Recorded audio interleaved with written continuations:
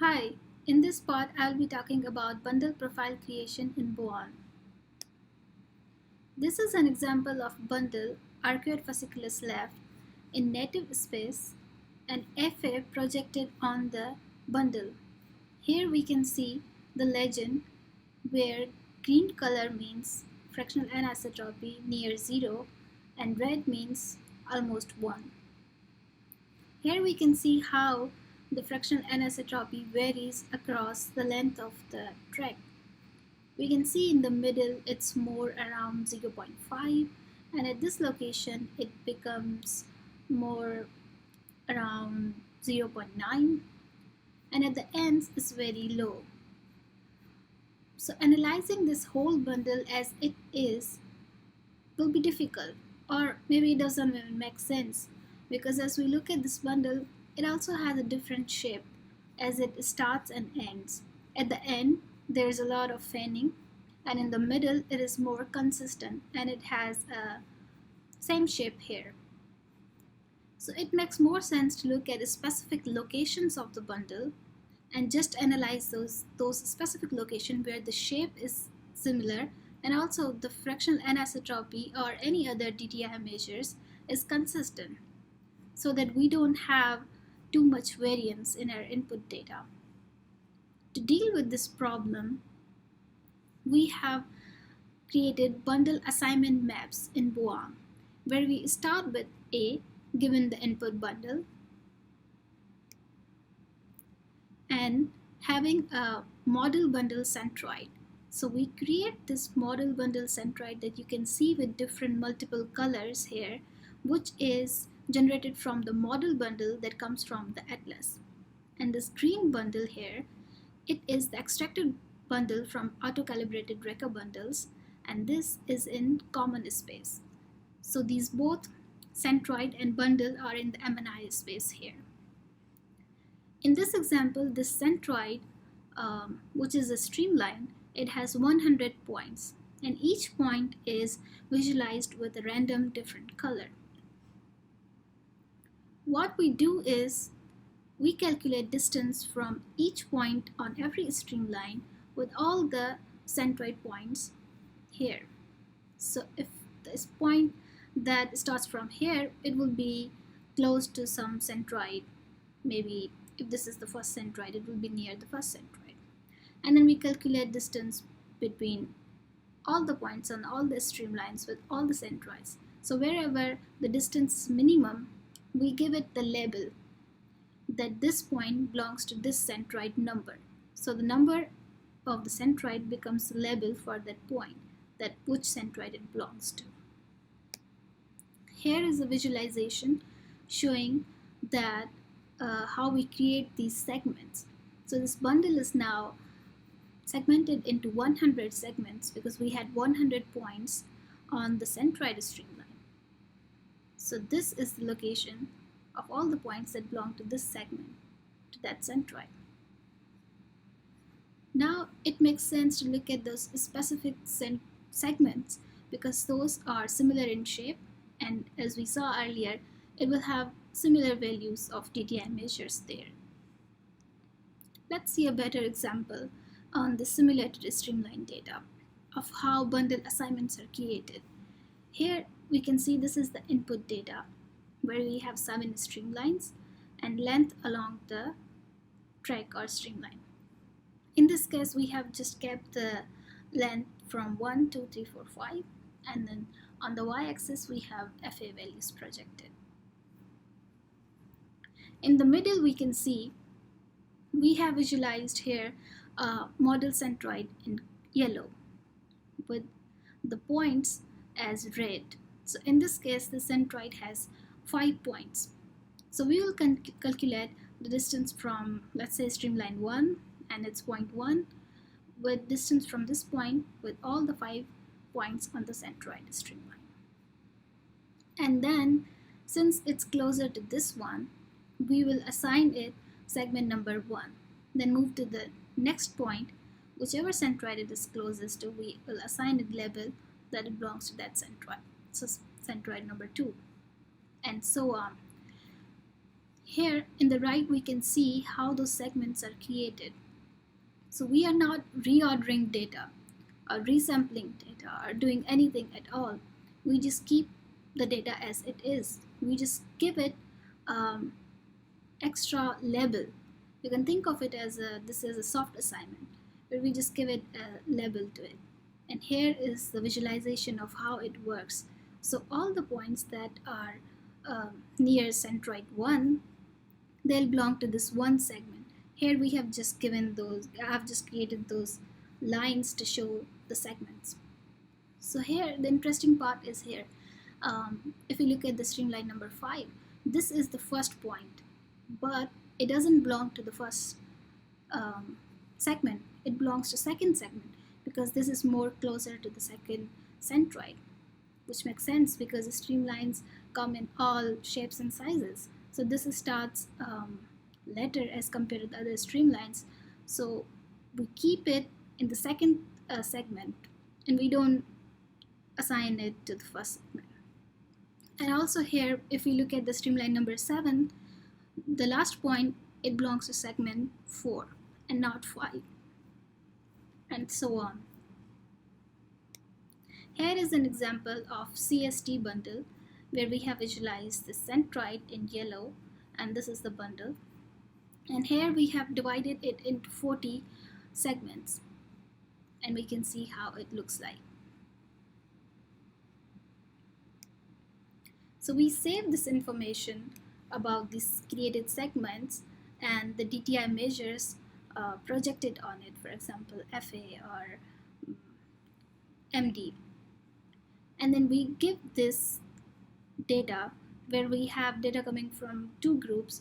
In the red we have from patient data, and in the green we have control data.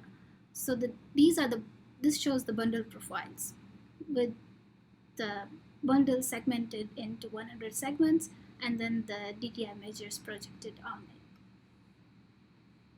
it. Then we input this data to statistical model to find group differences along the length of the trend. Here we are using linear mixed models to find group differences. In linear mixed models, what we are doing is we run one linear mixed model per segment. So 100 segments, 100 times different linear mixed model is run per segment. One more thing I want to mention here is, so this centroid is same when we are creating these bundle profiles for all the subjects. So we know that all the subjects from subject 1, 2, 3, all the points that belong to segment 1 will be near this centroid. So they will belong to the same location. They will correspond to the same location. And when we project the anatomical measures such as fractional anisotropy, we go back into the native space to measure those. We do not do any registration here. So how we do that is, how we are able to accomplish that step is because we have this soft assignment information that this point belongs to this segment. So when we go back to the native space, we just get the data, all the points that belong to that segment. And then we are able to run linear mixed models. Here we can see the plots for arcuate fasciculus, FA, CSA, GFA, MD, and AD. And here we have p-values, minus log of p-values. We can see this area where there's a significant difference between 2 groups, where the p-value is less than 0.001. And finally, we explicitly highlight that area in BUAN where we see the differences between 2 groups. Now there could be different areas for different measures. For example, in this example, here the red area highlighted shows that there are differences between 2 groups in MD and AD. And yellow area shows differences in FA and GFA. And we get this information from linear mixed models. I'll just give a brief review of how we are using linear mixed models. In the next session, you will hear about linear mixed models in detail from Dr. Harris-Lick. So this is the formula for linear mixed models, and in our case, the fixed effect term is accounted for the population mean, and the random effects coefficients account for the subject-specific deviation from population mean. This random effects model are used to properly account for the correlations between points on the same streamline belonging to the one segment for a specific subject. The response variable will be the anatomical measures such as FA, MD, RD.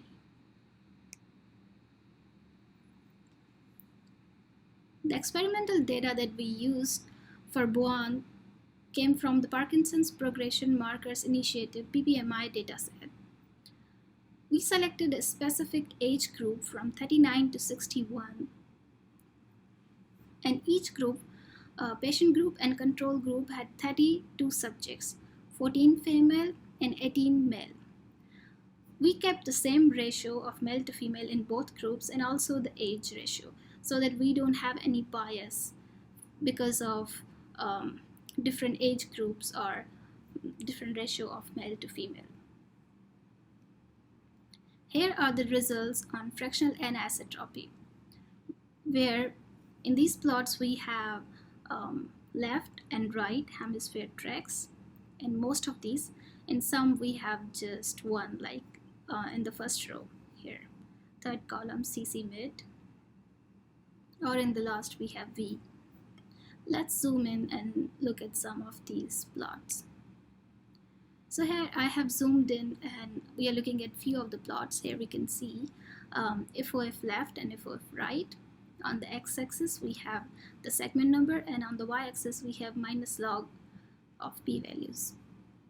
And in this area where we have these horizontal lines, if something comes under these two lines, we say there is a high significant difference between two groups because the p-value is less than 0.001.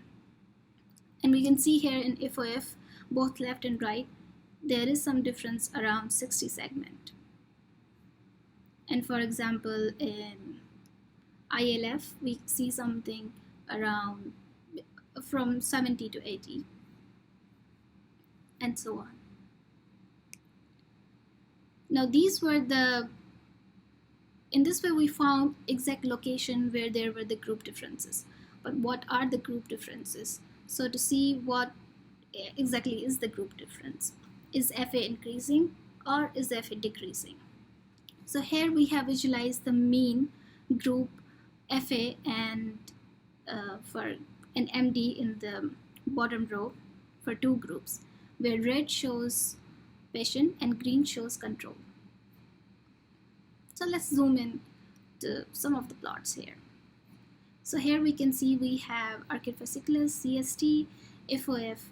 In the case of FA, we see wherever we have the higher group differences, for example, for AF, we see around 70. And if we look at what are the group differences, we see that the patient has higher FA value as compared to the controls. And we find similar trends for CST as well. Around 70, we see that FA for patient is higher. And also in the FOF, we see around 60, actually. Here it was around 70, higher value of FA in patients as compared to controls. And if we look at the MD, since MD has very small values, so if there is just one outlier, we will have a spike in the mean, as we can see here. In the case of CST, around 10th segment, we see there is a spike, which happens to be because of there was one or two outliers that had higher value of MD here.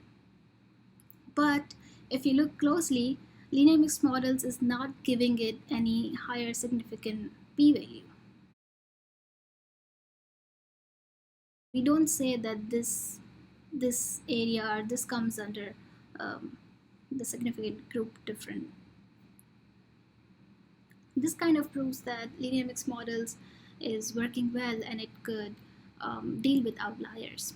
And again, if we see here in the FOF around 90, there's a spike, but p-value is not significant. And another trend, if we look at here, is in this case it's very small, but actually MD is lower in patients as compared to controls.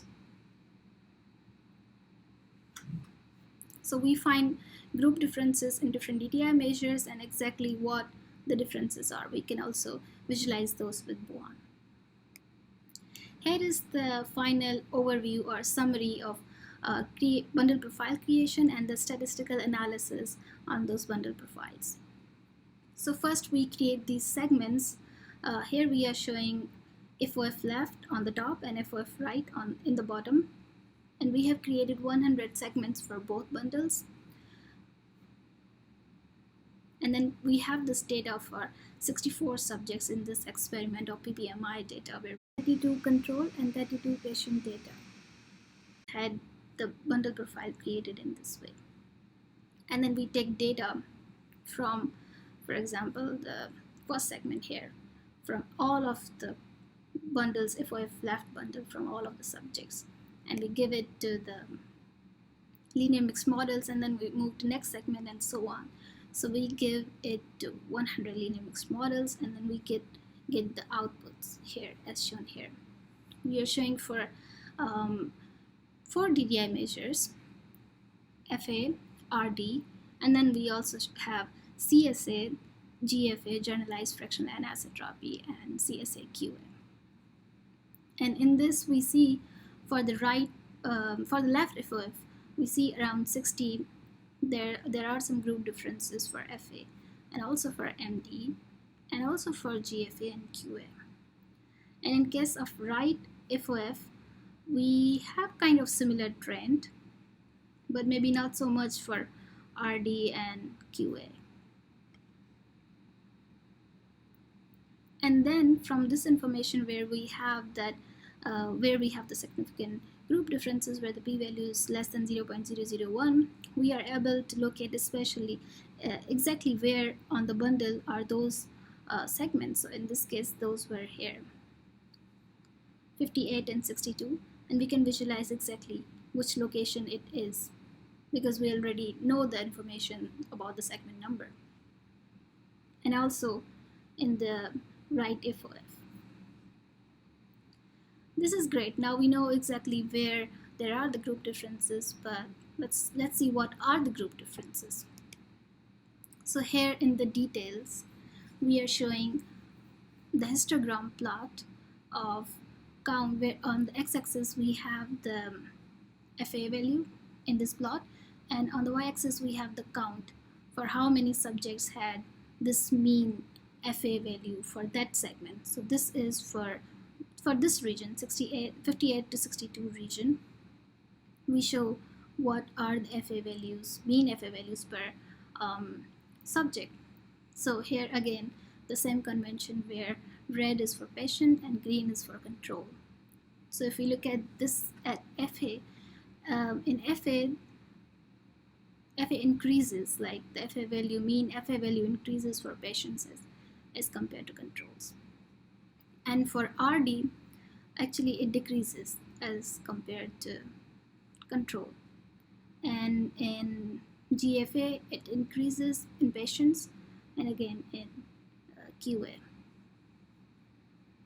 This makes sense because this is fractional anisotropy and generalized fractional anisotropy. They should have similar trend.